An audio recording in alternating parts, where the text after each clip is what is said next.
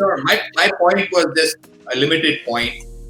How ultimately we will do it, obviously, is going to be when that situation arises, and once we've heard everybody's views, etc. I'm talking about a more likely scenario that customers may well be realigned to their expectations given what is happening, and they will be wanting or more acceptable to change in hotels than they have been in the past. That was my limited point.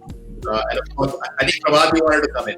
Yeah, Mandeep, I wanted to come in with the fact that we are nearly operating 50% of our hotel, and including the one in London, the Palace Hotels in Rajasthan.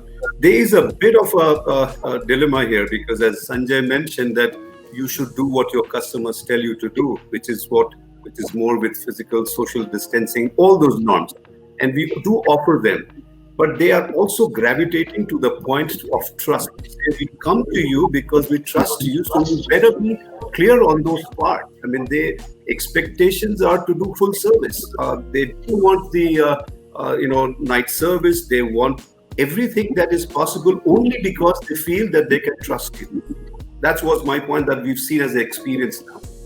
Yeah, adding on to Prabhat, if you look at our customers, buffet is something which was really very popular in India. Now, how are we going to rewrite our buffet concepts?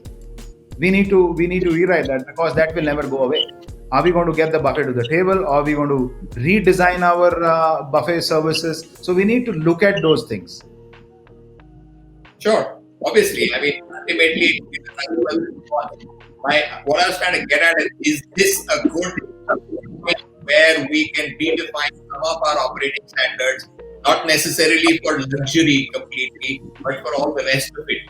Is this an opportunity for us to bring the customer alignment more in line with what it should be globally, as the customer is more prepared for this? Like I said, that in a lot of places the customer would pick up his own luggage and go to the room.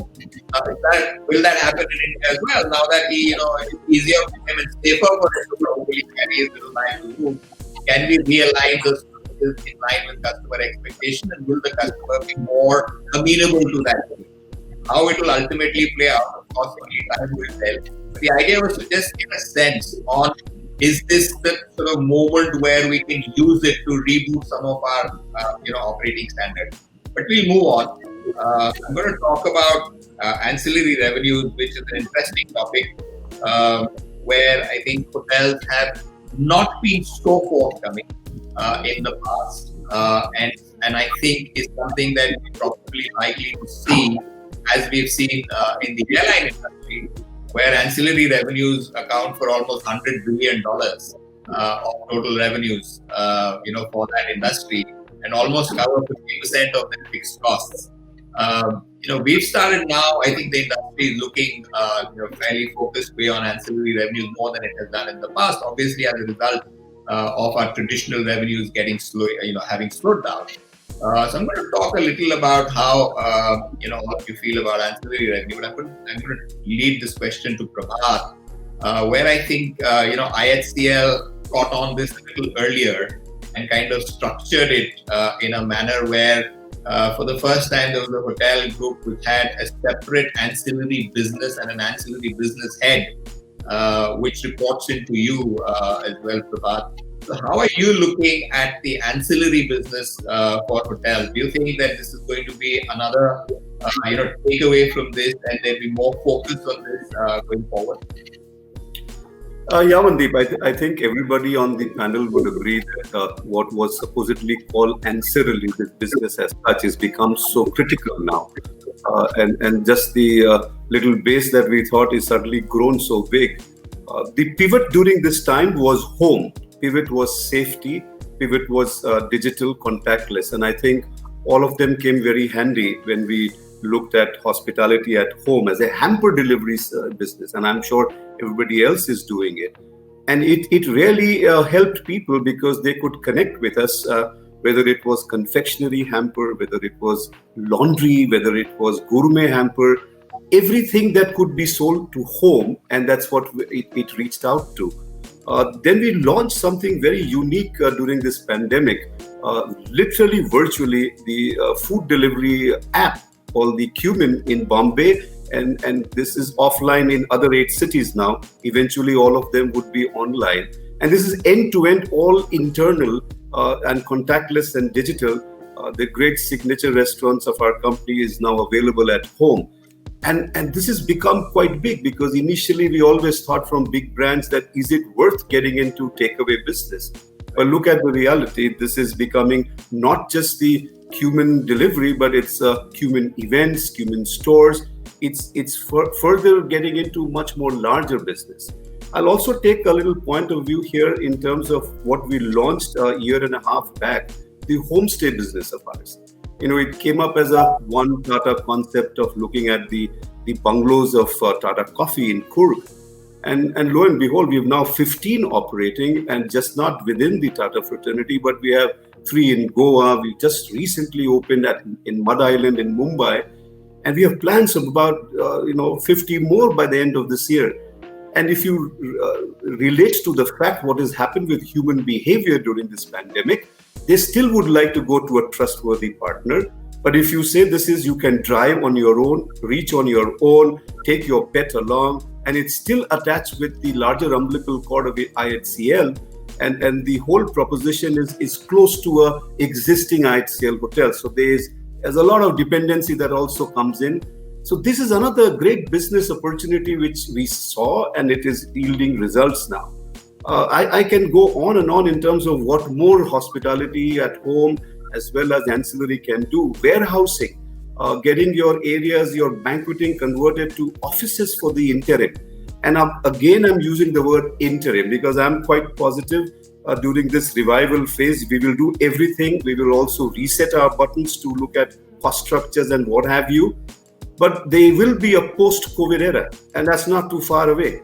So whatever we should do, we should keep in mind that it is not complete gloom and doom. Things will bounce back, and we should do what is good. It has taught us, as Neeraj was saying, that during these kind of miseries, you will find opportunities, and we'll all look into finding newer avenues for businesses, and also ensuring our cost lines, as spend optimization that we call it, has to be prudent.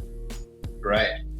I think there is a great amount of possibility on ancillary revenues, and I think this is a great opportunity for the industry to start looking at it. But Anil, I'm going to come to you and ask you a question on, do you think that the ancillary business as we are now looking at it will go beyond food delivery?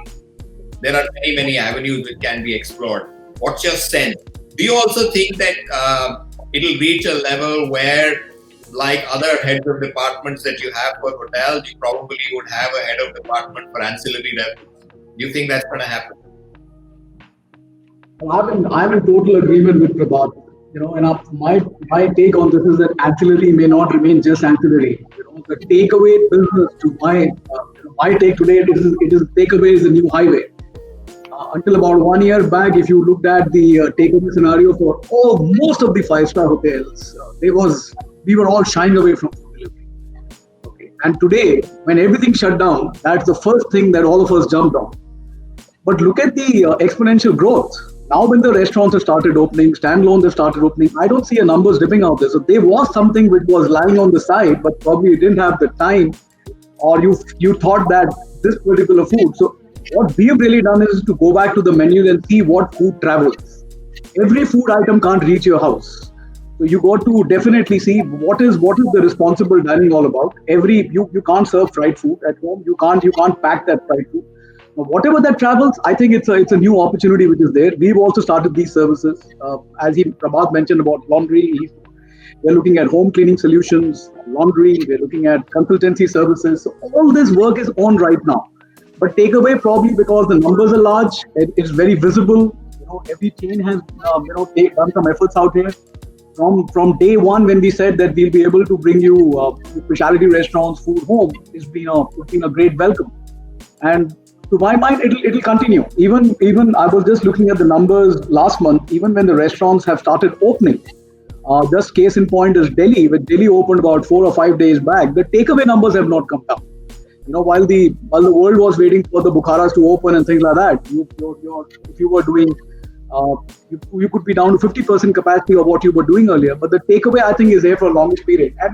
And you want to create these experience beyond the takeaway. It's just not about a box reaching your home. It is about the entire experience. And I've heard some young chefs speak a lot of great stuff. In one of the previous panels, one chef said that if it's your birthday, if it's your, I'm happy to organize a DJ for you. The mood lighting will be done by us. We've done some weddings on Zoom. You are able to deliver food across the country. So large chains have that strength. You can pick up an order and guests can't come to Mumbai for a particular function, but you can deliver 100 packets of food in various locations wherever your hotel is in, and the wedding ceremony is taking place. So these are all new ideas which have emerged. And some of these youngsters, I must say, have done a commendable job on something like this. So they're taking it to a new level, to my mind. And I think there's a whole lot of opportunity in there. Okay. Again, safety has come paramount. People wanted to, first of all, when we said contactless delivery, people wanted to understand what does that contactless delivery means. What exactly are you meaning? When you're sending your laundry to the hotel, are you going to be in physical touch with somebody? Because there's been huge amount of nervousness. Things are settling down. Now they've accepted. So going forward, keep those big principles in mind and look at these opportunities. Right. It's very interesting. We did an HBS conference in Bangalore called Hope in I think August last year. Neeraj was there, Prabhat was there, I recall. And we had a session on ancillary revenue with the general manager to try and probe them. And we were talking about ancillary revenues, and although everybody was talking about it, you could sense that they're not really convinced about it, right? And I see this whole paradigm shift now coming because of what we've seen, and everybody is far more aligned, which is a great thing because it really helps in moving away from some of the traditional revenue sources that we had. And I think hotels have a great opportunity. Zubin, I want to quickly come to you before I move on, because I think this is a subject that you're also a little passionate about. Do you think that ancillary revenues are going to move away from F&B? Are there going to be other things that might happen, or is it largely just going to remain the whole thing around F&B? No, I think my perspective on this is that we are at this point as a business becoming an innovation hub. So the ancillary revenues, if you look at the value chain, are not restricted just to the F&B domain of the business. For example, in our case, we've launched something called as the Radisson concierge services, where we are getting services like laundry pickup, home housekeeping, so on and so forth into the customer's home. There are two aspects or two lenses with which we view this piece of the business. One, clearly there's it has to be scalable, right? So it when we were in the what I call as the beginning of the new normal phase, when our hotels were shut down, any piece of revenue would be extremely important and meaningful. Now, as we are getting into recovery, we have to do a cost-benefit analysis to see that these new ancillary pieces are large enough in the long run for the business to be able to focus on them. So what I'm saying is that unless it is not scalable up to a certain percentage of overall revenues, one has to and must focus on the core competence of the business, right? That's one. And, secondly, the lens, and clearly I think that's what the new normal situation for hospitality would probably mean for all of us, is that if the customer or the guest cannot come to your hotel, you go to the guest in his home. And that is where the scalability element comes in. So that's how we are looking at it. To answer your question, F&B is one piece, of the pie. We've done our bit, as well in terms of take home a chef and home deliveries and takeaways. But what we are also experimenting with is concepts like Radisson concierge, where you can do home delivery and of various other services. So that's where it is, and that's my point of view on that. Thank you. All right, great. So I think Mandeep, hi. Can I just come in here? I have a view on this as well, and I agree with what everybody said. I think going back to the conference you mentioned in Bangalore, if you were to have that exact same panel up on stage now, they would be far more favorably inclined. And I can see Prabhat's nodding because we were both there that day. that panel was looking at it with a very different lens, and I think today it'll be favorably inclined. Having said that, I do want to mention that one of the safeguards one needs to build into this ancillary side of the business, and there is obviously sweating the asset, but there is obviously fiscal prudence required on this side of the business as well. I think as a hotel business, one needs to study the distribution, the scalability, the consistency around this. Also look at pricing and costing with this, right? At the end of the day, there will have to be changes to cost lines. There'll have to be changes to looking at these as individual revenue centers and acknowledging as hoteliers that they may come in at a slightly different profit percentage, right? We are always obsessed as hoteliers at wanting a certain profit percentage out of every cost line. We have these preconceived notions. And for me, this business can only thrive if it is looked at with a very specific lens, very different from the core competencies that we are known for. And to your point, having a person who is solely and resolutely focused on this and looks at it as a different cost center, I think that will make it successful. But you're right, I think today we're much more favorably inclined towards considering this than we would have been prior to COVID. Let's move on. Let's talk about technology a little. Which many times is the elephant in the room when it comes to hotels. We've been generally a lot slower in adapting technology than other businesses. And strange as it sounds, even today in a majority of the hotels, you still can't watch Netflix or Amazon in your room, which you're most used to watching in your own home. So we've been a little, and while the world has moved to AI and machine learning and the rest of it, we've been a little slow on the adoption of technology. So I'm going to ask the panel here, and I'm going to start with Sunjae. Sunjae, what's your view? Do you think that this kind of disruption, and one of course is that there's going to be a serious need for technology because of all the hygiene and safety issues which have cropped up, and the need for reducing contact. Do you think there's going to be a sort of a big boost in using a lot of technology going forward?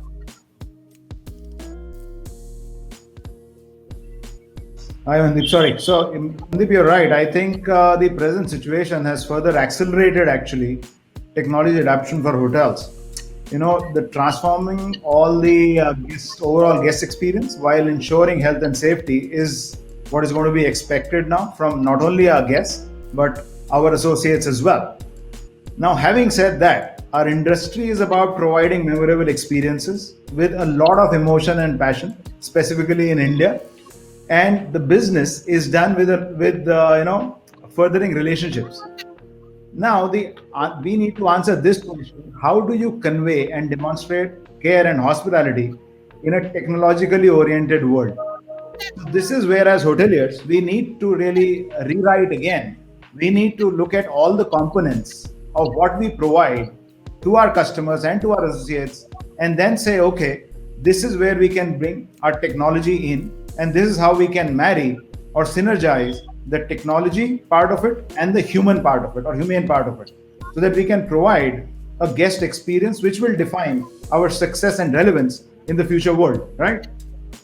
It's about, as you said, full contact to contactless. The technology and the relationship have to have a great relationship between the two of them for hoteliers to provide care, to hoteliers provide maximum care with minimum contact. At Hyatt, what are we doing? We are looking at contactless services where even room check-ins through our World of Hyatt app, where a guest can choose how he engages with us. We give this opportunity to the guest that you choose how you would like to engage with us. As I said in the previous question as well, that a guest can choose what kind of service he likes. Does he like his food to be delivered, knock and go, or would he like a full room service where our associate can come into the room? Does he like housekeeping where he is not in the room, or once a day, or once in 2 days, or once in 3 days? Now this can be married with technology. So he can choose through technology what he wants, or what a guest wants, or what she wants.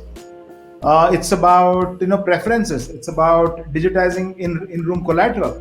It is about even wellness. When you think of wellness, Hyatt tied up exclusively with Headspace, so that people who are now all our customers are looking towards wellness. So how does Hyatt or how does hospitality provide through technology their well-being? So we tied up with Headspace exclusively, where a guest can enjoy so many features for their own well-being, even meeting and events.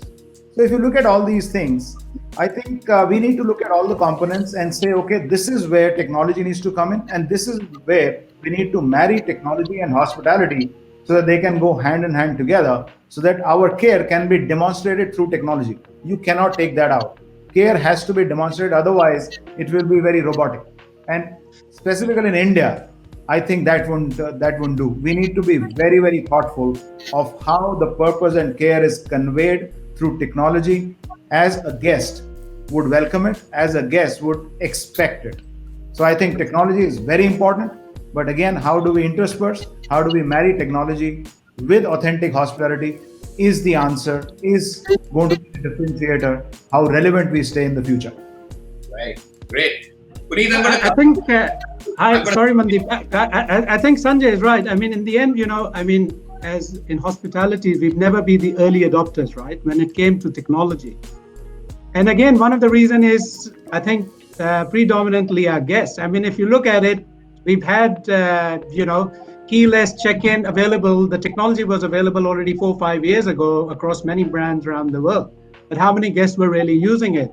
You could review your bill, on your TV in your room and do express checkout, but how many guests still prefer to, check out physically and get that printed copy of bill rather than waiting for the bill on their email or their SMS? Plus, I think you can't take out that emotional connect with the guests. I mean, you can scan the QR code of a wine list or a cocktail list, but you still want a sommelier talking to you about the history of the wine, or mixologist talking to you about that cocktail, or a chef really explaining the food you're gonna have. So I think it will be a marriage, but in the end, you can't just impose it to the guest. It's a choice the guest will have to make. If they want completely contactless, yes, the technology allows it. But on the other hand, there are a lot of guests, and I think Prabhat touched on it briefly. In some of the luxury resorts, they just want the full service, they want the full Monty, and they expect, as hoteliers or as brands, to make sure that we are taking care of the safety and the hygiene protocols that are required to deliver that service.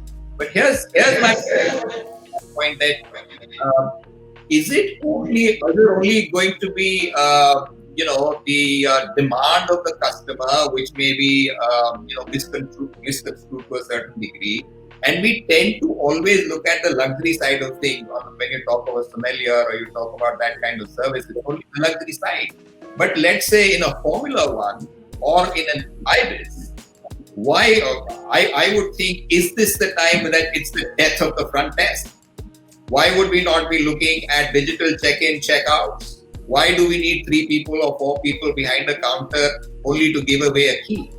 Aren't we adding to cost? Isn't it about minimizing? Isn't it about efficiency? And isn't this the turning point where a customer is fairly, prepared for that kind of, intervention from hotels? But I think sometimes our sort of upscale luxury mindset is coming in the way. From what I read globally, there seems to be a big shift in the mindset of the hotel sector, where they're looking at making these changes, or at least talking about these changes.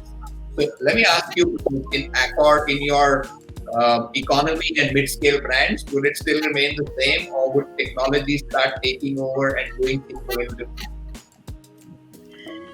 No, I think, Mandeep, it's a valid comment. I mean, but as I said earlier, the guest in India has been kind of pampered and spoiled, right? Because it comes from a history of be predominantly, luxury-oriented properties, and as economy and mid-scale brands take over the landscape over the country. So yes, our guests are evolving as well, and they're traveling abroad and understand the service levels that are available in the rest of the world. So yes, definitely it's a great opportunity for us to try, and we are definitely trying it.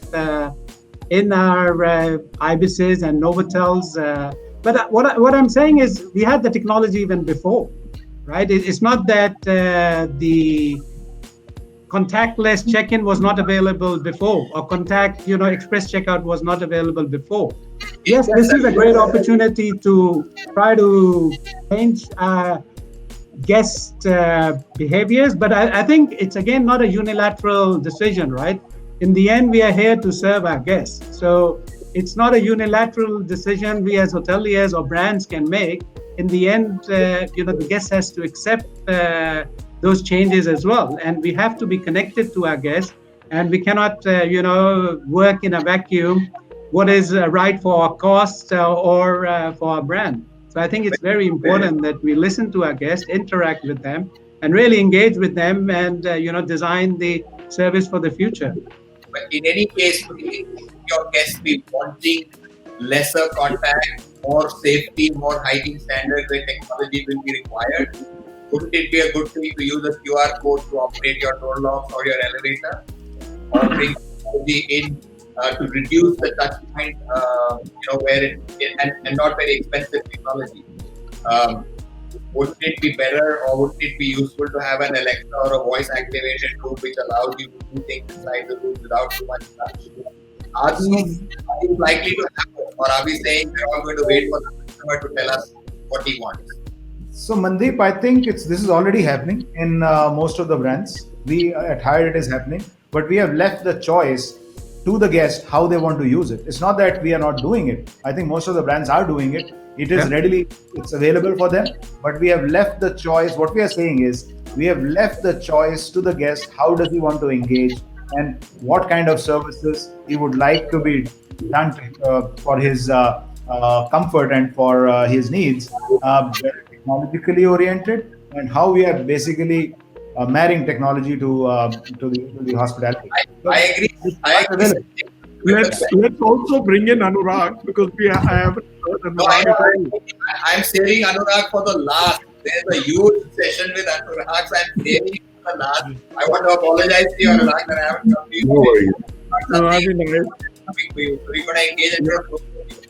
Just give me a minute, and I'm going to come to you, ANURAAG, next on the line. But just to complete this, is that you may give the customer the choice, but you're still going to have to engage in technology. I mean, you will put a voice activated sort of, now if the customer wants to still pick up the phone and call you and deal with you, that's a different issue. But technology today is probably likely, in my opinion, to start doing things which we have not done earlier, or hasten, not necessarily not done earlier, but hasten that process, is what I was trying to get at. Yeah, you're right. That's what is being done. All right. I just have one point on this. I think the customer expectations have changed today, and they go back to what it was. From a highly personalized service that you always wanted, they are fine with the protocol that you're following today. Which customer is going to allow you tomorrow, when things come back to normal, and say, don't bring my room service trolley in, or don't prepare my tea, or don't give me turn down service? I'm talking specifically for the luxury hotels. Today they are comfortable, they're fine with it. But tomorrow, when things come back to normal, you will have to, it's a moving picture. Yeah, so today they are very happy. Yeah? Again, my point is that's luxury sector. But the luxury sector is still a very small part of the industry. There's a very large sector and a growing sector in mid-scale and economy where they. Mandeep, hospitality, whether luxury or a Hyatt place or whichever, the expectations of guests are there. So we need to really satisfy those expectations. When a guest comes through the doors, it is our obligation to actually take care of him and provide care with the means we have. So hospitality is consistent, whether it is luxury or whether it is Hyatt place or select service. Mandeep, I just want to add on to what you're saying. Yes, they would be the options given to the guest, but at the Indian Hotel Company, with 30 of our hotels, we've launched something called iGest, which is completely digital and contactless. So as a parallel system, we are also putting in even into luxury hotels, into Vivantas and other brands as well. Yeah. I would think I so. just have one comment to make here, if I may. I'll just take a minute. It is clearly what's emerging out of this discussion, and I agree with all my fellow panelists. It seems to be, and I agree with that thought, the segment you are playing in. So clearly, a luxury customer has a different expectation. A mid-market or a budget customer may have a different expectation, and then there are different efficiencies and realities in those businesses. In the long term, if you were to map growth, you have to see which is the largest growing segment, right? And 65% of India is under 35 years, which is the technologically savvy millennial segment, right? So that's the growth of technology in our business, so to speak. And we are to that end launching a brand called Radisson Red in India next year, which is all about technology. So that's how seriously we are viewing this aspect of the business. Great. So that's what I was trying to get at. That technology is going to play a larger role. It's going to move quicker. Obviously, there'll be different needs across different segments and how different customers expect it to be used. So I'm going to come to the last two segments of my of our discussion today, and I'm going to move to Anurag, who patiently has been waiting to put in a word. Anurag, we've heard all the panelists talk about changes in technology. Our costs are probably going to come down. Is that going to bring about changes in the way hotels are designed, our services, our facilities inside hotels, also with the pandemic? Again, we spoke about customer expectations. Do you think that hotels in the future are going to be designed any differently, or our services are going to be aligned any differently, or the amenities inside the rooms are going to change? I think. Firstly, thanks, Mandy, for getting me online, and hey, hello everyone. So I think before I just get into the hotel design, I have a few inputs in terms of what was discussed a lot about the luxury customer and how do we move from a high touch, high tech, scenario to a high tech and possibly a low touch. So my two bits on this is that from the early stages, and we have seen it in our palace properties that opened earlier, like especially in the Leela Palace, Udaipur, and in Leela Goa, that the luxury customer is still seeking those differentiated experiences in a somewhat personalized way, but with the assurance of the Leela Suraksha. So the expectation really hasn't changed. And of course, the technology is there for them to utilize and for associates to deliver. But in terms of the expectations, whether it's burn down amenities or the servicing of the room or usage of the slippers and etc., not really much has changed in reality. Early stages yet, but we did not see that anxiety of distancing and to some extent. So that was on my two bits in terms of the luxury customer and how they have adapted to this change, or if not adapted to this change. Now, coming back to the design that you spoke about, I think we need to begin with the end in mind. And we also need to have a very perspective in terms of long-term value creation. When we look at an asset, when we look at designing a hotel today, we are not designing a hotel for the next 2 years. We are designing the hotel for probably the next 30 years and looking at value till perpetuity. So yes, there are some changes that are happening, which are some transformations which are permanent. I think Neeraj, Sunjae, all of us spoke about reimagining the way our service is going to be, looking at the entire programming of a service, that how do we service and how do we offer our service, but in a much more efficient way. So that's definitely going to be the mindset in terms of designing a hotel, whether it means that lesser GFA or it means in terms of lesser square footage per room. Yes, there are certain elements of any room or any hotel which we realize are not utilized even today. There are certain components of room, as we spoke about earlier in some conference, like the writing table in a room, the minibar in a room, the closet space in a business hotel. All of this has been incorporated in our design elements. But we are also looking at repurposing our public spaces. We are also looking at what kind of efficiencies can we bring into our restaurants? What can we do with our ballrooms? How malleable are our public spaces and how can we repurpose them? How can we create different opportunities?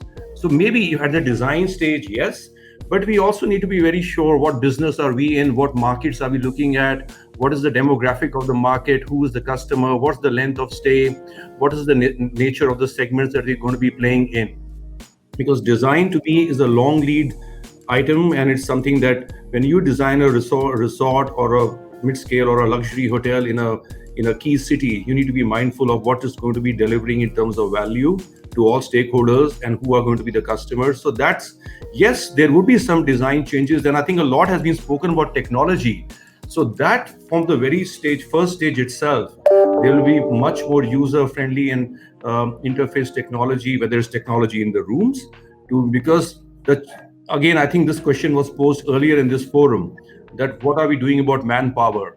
And if I may pay something like, we also spoke about percentages today, and percentages are no longer relevant in our business. We are not talking about absolutes. It's no longer a percentage of occupancy that we talk about. It's how many rooms were occupied per day. It's about servicing our debt. It's about the fixed cost reduction. So designing the hotel, keeping in mind, what is the size of the asset? What is the size of the room, the size of the public spaces, which offer the experience, which offer the luxury or whatever is the scale that we are building on, or the market that we are servicing, or the segment that we are playing to, and yet have no profitability. Some things are going to be permanent. I'm sure everyone has learned during the times of COVID that you need to shut down floors, you need to shut down probably elevators, you need to be able to have that kind of flexibility that you probably use only one wing and probably shut down another wing. You need to start thinking, does every hotel, and I'm not just talking luxury here, does every hotel need to have a laundry built into the design? Do you need to have large scale kitchens when you probably are doing 70 to 80 covers per day over lunch, hypothetically? So all these questions which have to be posed much earlier, because buildings of the future not just are going to be far more sustainable and technology savvy, they will also be more inclined in terms of delivering value to stakeholders and more capacity utilization and more revenue per square foot. So all of that has to be brought in at the earliest stage when it comes to design. I think so technology, safety, and in terms of reprogramming of services, how much should be the public space versus the back-end space? How do we redesign the heart of the house to ensure that associates can be the best versions of themselves, and yet we don't consume too much of square footage as such? Which are the services that can be clustered permanently? Which are the services that can be outsourced permanently, so we don't consume expensive real estate right in the beginning? All those are the questions that need to be posed. I think it's very, very important that when we start building a hotel or designing a hotel, we start looking at market acquisition and what's it's going to be 5 years down the line, and what's going to be the valuation cycle, what kind of IRR we are looking at. And the design plays a very key feature in it. So it's going to be, if I talk only of luxury, it's going to be a lot more in the luxury space, but as you say, practical and to some extent luxury that can be delivered seamlessly and efficiently. Right, interesting viewpoint. So, I'm going to quickly ask you before I move on hotel design. Are you sensing that there's going to be reasonable change on hotel design, and that it could be a little more frugal than it has been in the past, and some of these value changes that we're looking at during COVID? Yes. Yeah. Sorry. Can I? May I go on? Yeah, go ahead. Okay. Thank you. In terms of hotel design, there are a couple of things here. I think the pursuit to achieve efficiency in hotel spaces is not a new one. It has been in our industry. With a lot of the mid-market product coming in, we have seen GFAs, being tightened, the public areas being tightened, room sizes being tightened. So I think it is an ongoing pursuit. And so long as you are able to provide to the guest the right value for the price he's paying, I think design will always be an ongoing challenge. I'll tell you the two things which bother me about design, generally speaking, and I by no means am an expert on this, but we are having buildings which are emerging as glass boxes. Where are we appealing to the local climate? How are we having hotels which respond to the local climate? Because when you are using those kind of locally available materials, sustainability, it by itself is going to reduce a lot of the cost, right? So I think, and again, there are arguments to and against, but many of the buildings that we build that are being constructed right now are not conducive to the climate of the country as such, right? And there are, that's the one thing. And the other piece about the design bit is that with the advent of technology, I do genuinely believe that there is going to be, perhaps more in the back of the house, there's going to be savings in terms of construction cost of the hotel, because a lot of these elements going forward will be technologically controlled. Right. I'll just do a bit of check over here. We're already 5 minutes over time. Wrap up in 5 minutes. So we need to wrap up because Raj Menon is holding on. So he will come in after 5 minutes. So you have within that time.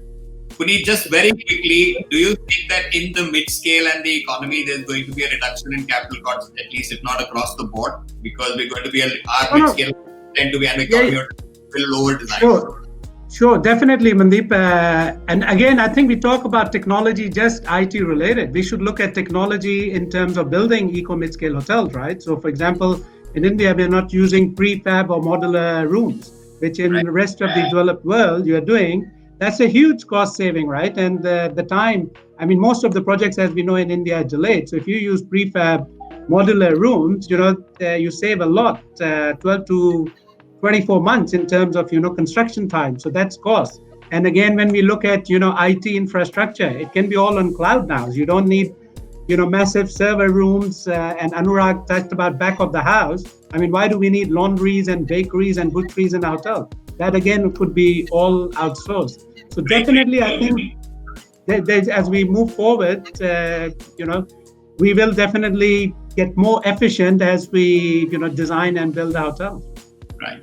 Also, Mandeep, maybe another discussion. Just hold on. I have to go to Anurag for a minute. Anurag, before we close, I want to come back to you. See, one of the things that we've learned from this pandemic is that the size of our balance sheet is going to determine our survival.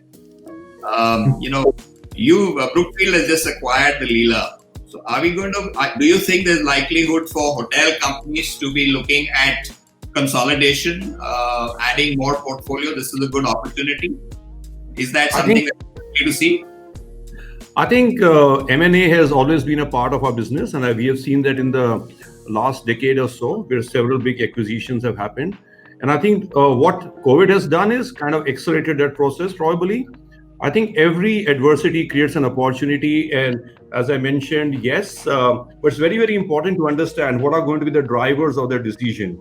Is it going to be market acquisition? Is it going to be geographical synergies? Or how are we able to underwrite the profits? How are we able to underwrite the valuation? What are going to be the efficiencies of operation? And what is the business that you are focused on? And what is the field and the swim lane that you intend to be? So I think these are some of the questions. But yes, to your short answer to your question, yes, there would be opportunities of consolidation. But we need to start with debt servicing in mind from the very beginning, rather than ending at the GOP level when most of us were earlier accustomed to. We need to start thinking like owners and have that owner mindset that eventually we have to have return on investment for the equity owners and servicing the debt for our lenders. Big change. Consolidation is possible. Exactly. Your capital cost doesn't matter until you address the cost of capital. Puneet, I'm not going to ask you this question for obvious reasons. On merger and acquisition, whispers that we hear between Accor and IHCL will keep you away. But ladies and gentlemen, it's been a fabulously engaging debate. Thank you so much for all your very exuberant participation. Just quick takeaways, I think, is that going forward, there's going to be a fair amount of take away from what we're learning during COVID. I think there's going to be, like the conference says, some reimagining of services, reimagining of products. I think there are great opportunities here for the hospitality industry to read some of the things that we've been a bit struggling with on customer behavior, customer expectation. We've discussed that on ancillary revenue, how we can bring our operating costs down, how we can even bring our capital costs down going forward, making the business more resilient and more profitable for our investors going forward. We've also spoken about how this is a great business to be in, and it's only going places from here. The only graph is upwards after this blip that we're going to have from COVID, which of course will take its toll, but it's going to rebound back almost like a revenge travel business and a revenge business that people are going to come back into once the COVID is behind us. Ladies and gentlemen, Thank you very, very much for being such a wonderful panel, and for all the audience, thank you so much for being patiently listening to all the gyan that was distributed today. Bhuvanesh, thank you so much. Back.